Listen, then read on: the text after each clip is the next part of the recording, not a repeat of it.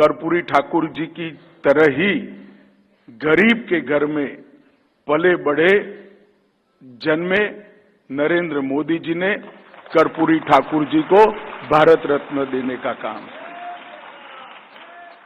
और संजोग देखिए, 22 तारीख को मोदी जी ने रामकाज किया और 23 तारीख को गरीब काज कर राम और गरीब को जोड़ने का प्रयास। 22 तारीख को 500 साल से प्रतीक्षित सभी राम भक्तों का एक स्वप्न कि रामलल्ला टेंट से निकलकर भव्य मंदिर में विराजे, उसको पूरा किया। और 23 तारीख को हजारों, लाखों, करोड़ों गरीबों, वंचित, पिछड़े, दलित, आदिवासी, इनके मन की वर्षों की तमन्ना कि जिन्होंने पहली बार सामाजिक न्याय को मूर्त रूप देने का काम किया, वो जननायक को भारत रत्न मिले। 23 तारीख को मोदी जी ने उसको भी समाप्त। मैं आज निश्चित रूप से ये कहना चाहता हूं कि मोदी जी ने न केवल जननायक कर्पूरी ठाकुर जी को सम्मानित किया है, मोदी जी ने इस देश के 70 करोड़ गरीबों को सम्मानित करने का काम किया है। मोदी जी ने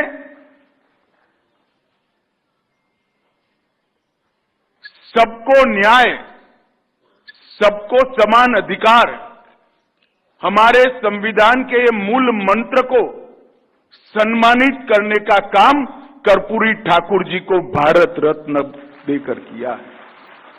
और नरेंद्र मोदी जी ने आज देश के करोड़ों गरीब युवाओं के मन में अगर हमें जोम है, संघर्ष करने की धगस है, हम पढ़ाई लिखाई कर आगे आना चाहते हैं, सिद्धांतों के आधार पर जीवन जीकर अपना जीवन व्यतीत करना चाहते हैं, तो हम भी कुछ भी बन सकते हैं, भारत रत्न भी प्राप्त कर सकते हैं। वो आशा को जीवित करने का काम है। एक प्रकार से कर्पूरी ठाकुर जी का सम्मान सादगी, प्रामाणिकता, बरोबरी के सिद्धांत, सात्विकता, नीतिमत्ता और आत्मसम्मान के साथ आज भी राजनीति में संघर्ष कर रहे करोड़ों युवाओं का सम्मान मोदी जी ने प्रतीकात्मक रूप से किया है। इसलिए मैं मोदी जी को हृदय से बहुत बहुत धन्यवाद और साधुवाद देना चाहता हूं। एक निष्काम कर्मयोगी के माध्यम से बहुत शब्दों में अपनी बात साहित्यिक भाषा में न रखकर अपने काम से ही जीवन के उच्चतम मूल्यों को जिस व्यक्ति ने प्रस्तापित किया, समानता के सिद्धांत को संघर्ष कर अपने उदाहरण से ही प्रस्तापित किया, संवेदनशीलता को जब मौका आया तब गरीबों के प्रत्येक की संवेदना को बरोबर किस प्रकार से एडमिनिस्ट्रेशन के अंदर जमीन पर उतारा जा सकता है, इसके उदाहरण जमीन पर लाए और सिद्धांतनिष्ठ जीवन जीते जीते कितना भी लंबा समय सत्ता के बाहर रहना पड़े तो भी सिद्धांत नहीं छोड़ना, ऐसे कई सिद्धांतों को कर्पूरी ठाकुर जी ने जमीन पर उतारा। एक मानो में आज का दिन बहुत भारत के इतिहास में बहुत महत्वपूर्ण है। आज कर्पूरी ठाकुर जी की जन्म जयंती है।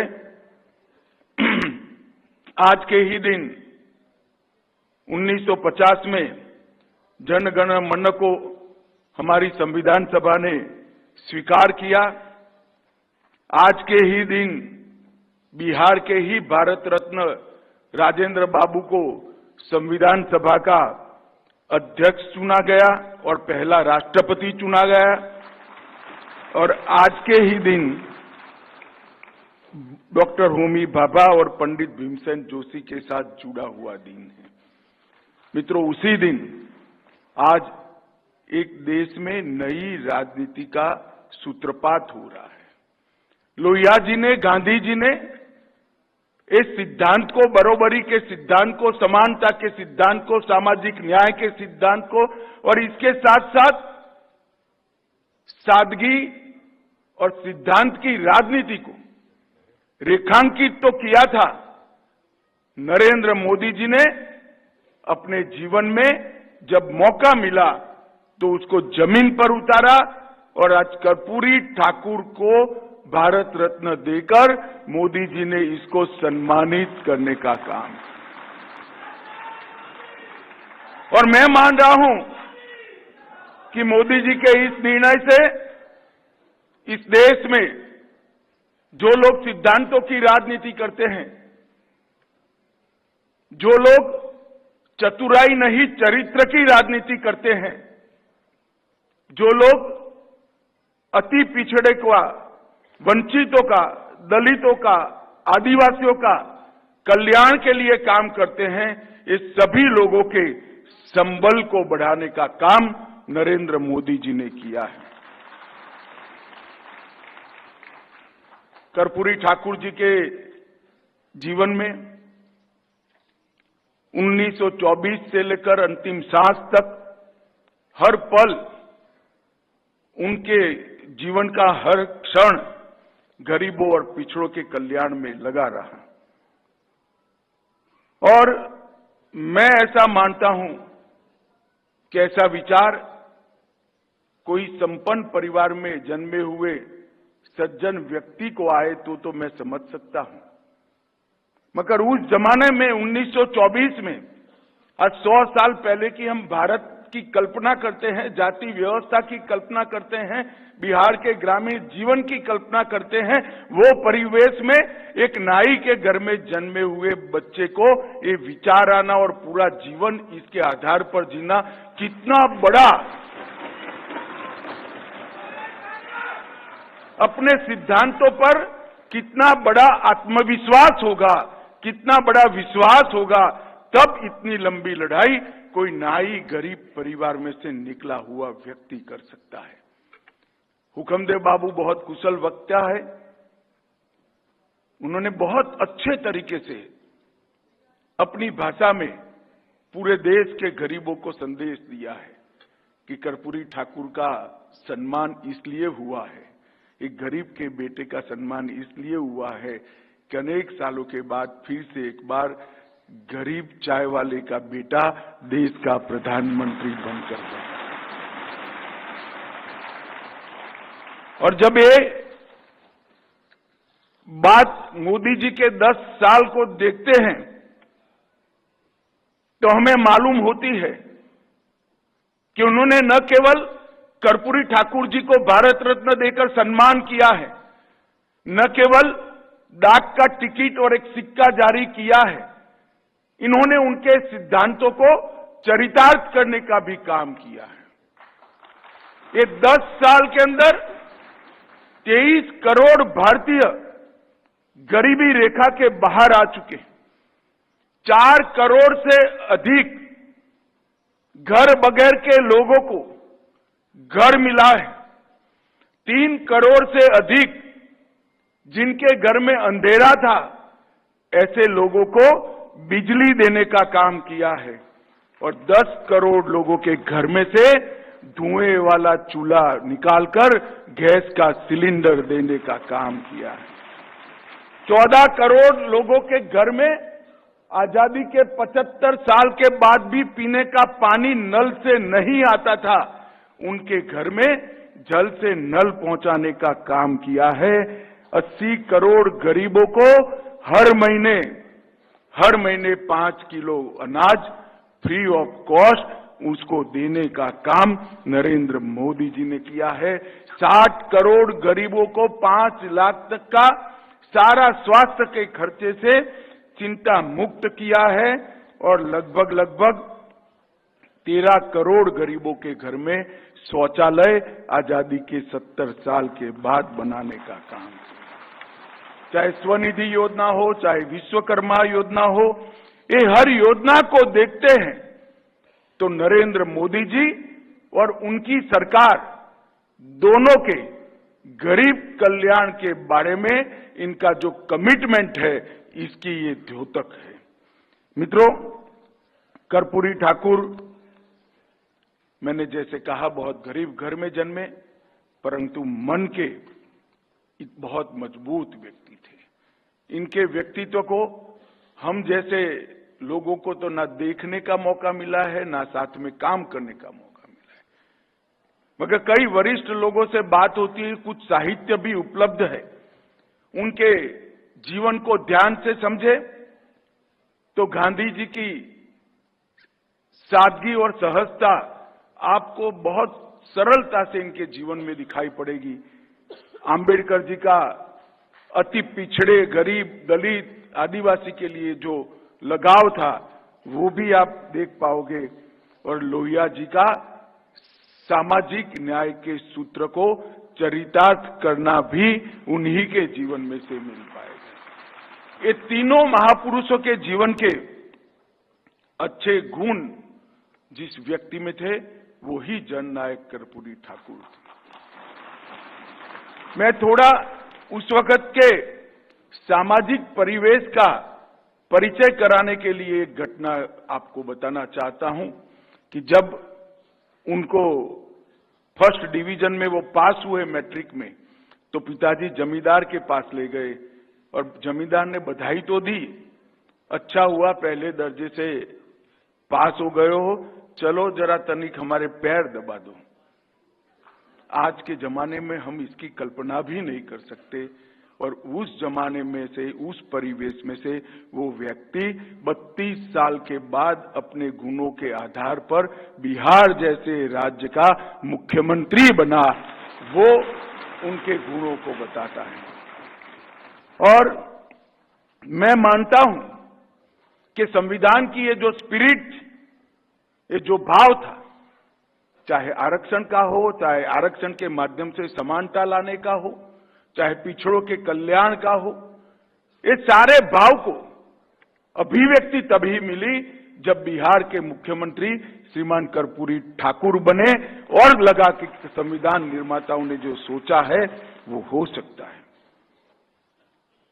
अनेक जनप्रतिनिधियों के लिए, मेरे जैसे जनप्रतिनिधि के लिए भी जनता के बीच में रहना, सरलता से रहना, अप्रोचेबल रहना और जनता का विश्वास जीतना, इसका उदाहरण अगर किसी से लाना है तो जननायक से ही ले सकते हैं।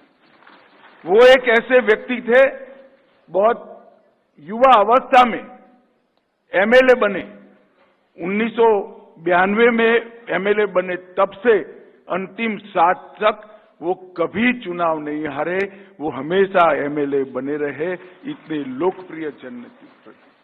अपने सिद्धांतों की राजनीति करते हुए, जैसे राम बहादुर राय जी ने कहा, गैर कांग्रेसवाद की राजनीति करते हुए अपने सिद्धांतों पर डटे रहना और जनता का हमेशा समर्थन प्राप्त करना सात अर्थ में बहुत कठिन होता है। बिहार जैसे राज्य में वहां पर भी इन्होंने कर दिखाया और कभी भी अपने सिद्धांतों का त्याग नहीं किया। आजादी के आंदोलन में भी जुड़े, जेलवास में भी गए और जेल के अंदर रहे तो भी जेल के सुधार के लिए उन्होंने बहुत बड़ा काम किया, कैदियों की स्थिति के लिए भी काम किया। और मेरे जैसे व्यक्ति के लिए तो उनके जीवन में से सबसे आकर्षण मेरे लिए कोई गुण का है, कोई काम का है, तो हिंदी को उन्होंने प्रस्तापित करने का काम किया। गांधी जी और लोहिया जी का सिद्धांत, ये देश अपनी भाषा में चलेगा तभी गुलामी की मानसिकता से बाहर आएगा। वो सिद्धांत को जननायक ने जमीन पर उतारने का काम किया।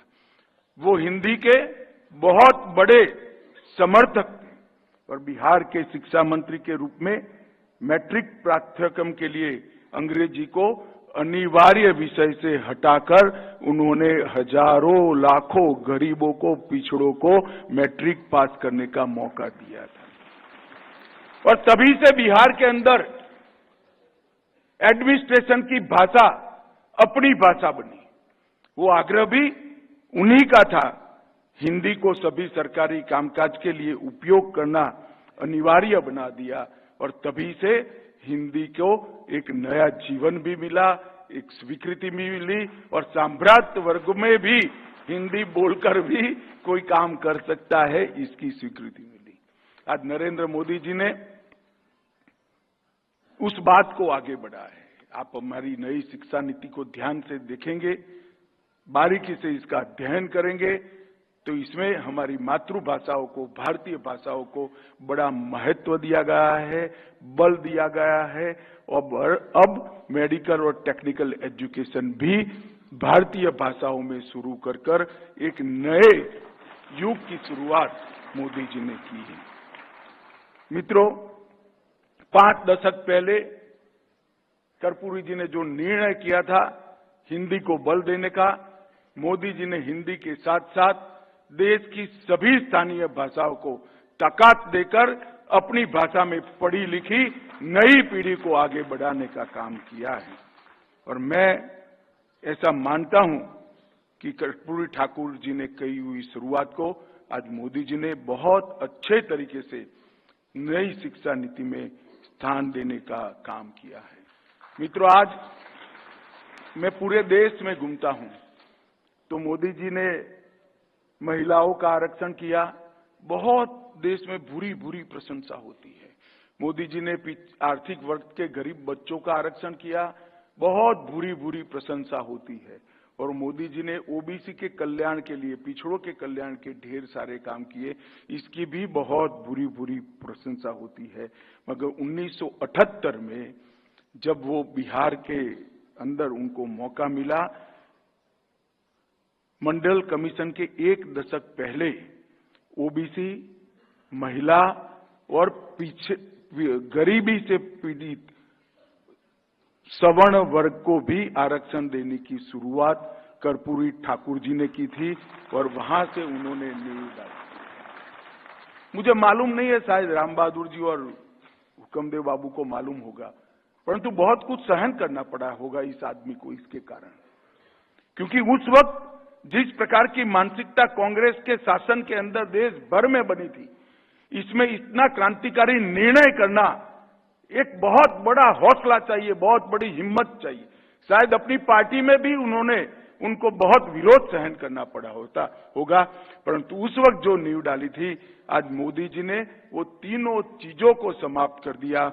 ओबीसी का सम्मान करने का भी काम किया, महिलाओं को 33% सदनों में आरक्षण देने का काम भी मोदी जी ने किया और आर्थिक रूप से पिछड़े हुए आरक्षण रहित की जातियों को भी 10% आरक्षण देने का काम नरेंद्र मोदी जी ने। मित्रों, जो कल्पना उस वक्त लेकर जननायक और बाकी नेता चलते थे कि समाज के हर वर्ग को प्रतिनिधित्व मिलना चाहिए, कांग्रेस के शासन में, मैं आंकड़ों का अभ्यास करने वाला व्यक्ति हूं, मैं दावे से बताना चाहता हूं कि कभी यह संभव नहीं था। आज मोदी जी की मंत्रिपरिषद उठाकर देख लीजिए, 27 ओबीसी मंत्री मोदी जी की मंत्रिपरिषद में है और इस देश का प्रधानमंत्री स्वयं अति पिछड़ा समाज से आता है। ये बहुत बड़ा परिवर्तन देश के अंदर हुआ है। ओबीसी कमीशन को इतने सालों के बाद संवैधानिक मान्यता देने का काम नरेंद्र मोदी जी ने किया। ओबीसी की सूची को संशोधित करने का काम, उसका अधिकार राज्यों को देने का काम भी नरेंद्र मोदी जी ने किया। एमबीबीएस, एमडी, आईआईटी और नवोदय विद्यालय और केंद्रीय विद्यालय, सैनिक स्कूल सभी भारत सरकार के शिक्षा संस्थानों के अंदर पहली बार ओबीसी को आरक्षण देने का काम नरेंद्र मोदी जी ने किया। पेट्रोल पंप और गैस के आवंटन, ओबीसी उद्योगपतियों के लिए वेंचर फंड का स्थापन और इसके साथ साथ प्रधानमंत्री young achievers scholarship award scheme, इसको भी नरेंद्र मोदी जी ने लागू किया और जो शुरुआत उस वक्त हुई थी उसको बड़े सम्मान के साथ समाज के अंदर कोई विखवाद करे बगैर आगे बढ़ाकर हमारे संविधान के सिद्धांत को मोदी जी ने जमीन पर उतारने का काम किया। मित्रों, जब 75 साल पहले हमारा संविधान बना होगा तो बहुत सारे संविधान निर्माताओं के मन में आशंका भी होगी कि ये जो विचार है सबके लिए बराबर मौका होना चाहिए, वो विचार जमीन पर उतरेगा या नहीं उतरेगा। आज हम देख रहे हैं कि जननायक ने जिसकी शुरुआत की थी उसको जमीन पर भी उतारा गया और शुरुआत करने वाले व्यक्ति को भारत का सर्वोच्च नागरिक सम्मान देकर उसको सम्मानित किया। कर्पूरी ठाकुर जी ने कहा था, सच्ची आजादी तब होगी जब हरेक के हाथ में रोटी होगी। मोदी जी ने ढेर सारे गरीब उत्थान के काम किए हैं, उनके जीवन स्तर को उठाने का काम किया है, मगर मेरे जैसे व्यक्ति को कोई पूछे कि सब में सबसे बड़ा काम क्या है, तो देश के 70 करोड़ लोगों को हर महीने 5 किलो अनाज, गरीब का चूल्हा चलता रहे इसके लिए देना। और आज 80 करोड़ 70 करोड़ लोगों को अनाज देने का काम हो रहा है, इसकी रोटी का प्रबंध यहां पर कर दिया।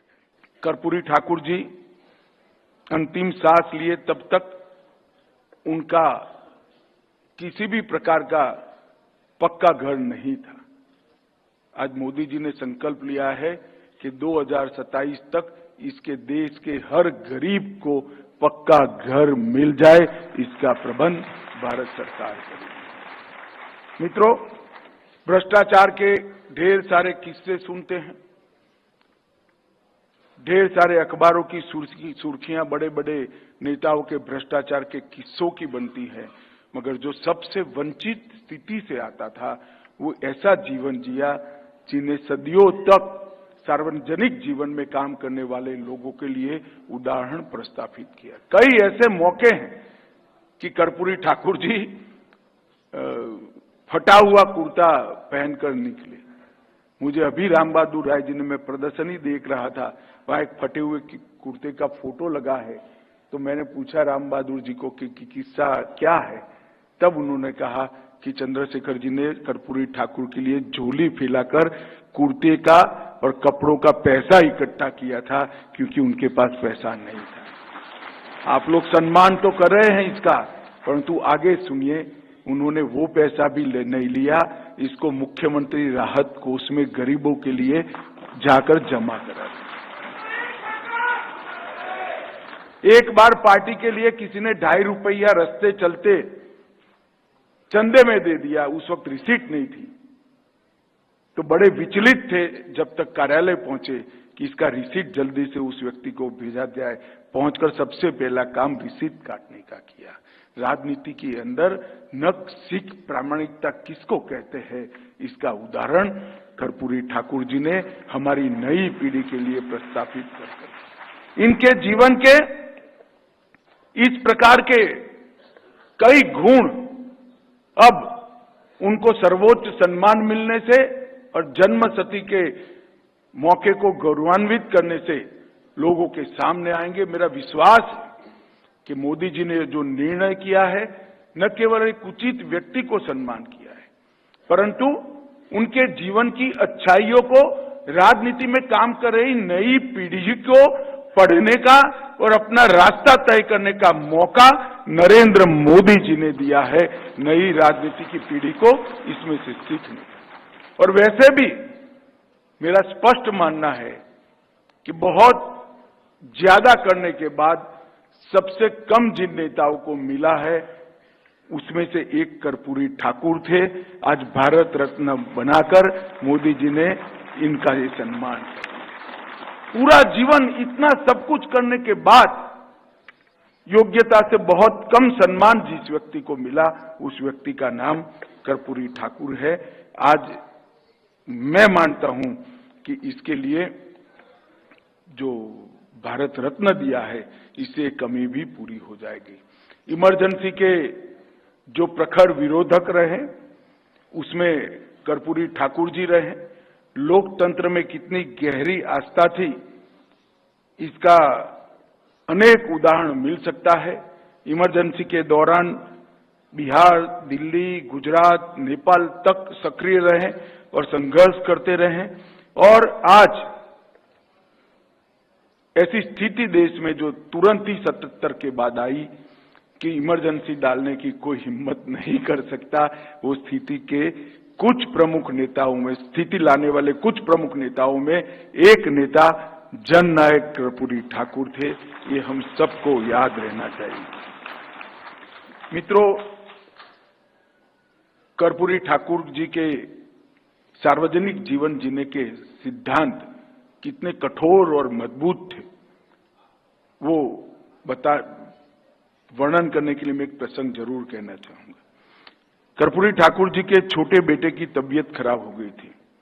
डॉक्टर ने बताया कि दिल की बीमारी है और ऑपरेशन विदेश शायद कराना पड़ेगा, बड़ी मोटी रकम चाहिए इसके लिए। सबने सरकारी खर्चे से कर्पूरी ठाकुर के बेटे का इलाज कराने की बात करी।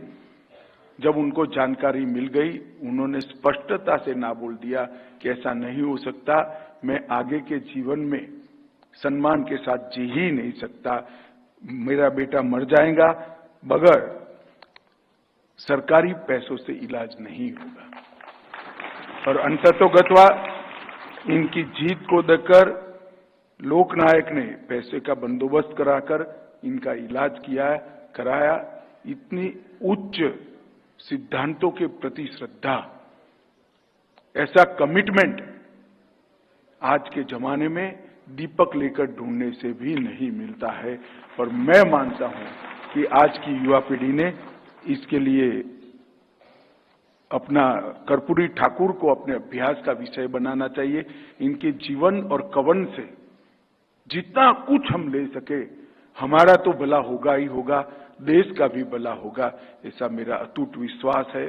आज उनकी जन्म जयंती के दिन ही, अगले दिन कल मोदी जी ने उनको भारत रत्न दिया है। कांग्रेस ने एक परंपरा करी थी कि एक परिवार के आसपास ही जननायकों का, लोकनायकों का और सार्वजनिक जीवन के नेताओं का सम्मान हो। मोदी जी ने वो परंपरा तोड़ी है। सरदार पटेल के लिए भी एक कोई भुला न पाए इस प्रकार के स्मारक का रचना किया। ढेर सारे जननायकों को आजादी के अमृत महोत्सव में, आजादी के फ्रीडम फाइटर्स को, इस सभी को सम्मानित किया। और आज उसी कड़ी में एक जननायक कर्पूरी ठाकुर का सम्मान किया है। मैं अंत में फिर से एक बार जननायक को श्रद्धांजलि तो देता ही हूं, परंतु साथ में उनको भारत रत्न से सम्मानित कर मोदी जी ने जननायक के सिद्धांतों को युवा पीढ़ी के लिए आज फिर से एक बार रिलेवेंट बनाया है, उनको अभ्यास करने का मौका दिया है। और गरीबों, वंचितों, आदिवासियों, दलितों का एक मसीहा का सम्मान कर इस देश के 70-80 करोड़ गरीबों का सम्मान किया है। इसलिए मोदी जी को हृदय से साधुवाद देकर मेरी वाणी को विराम देता हूं। वंदे मातरम।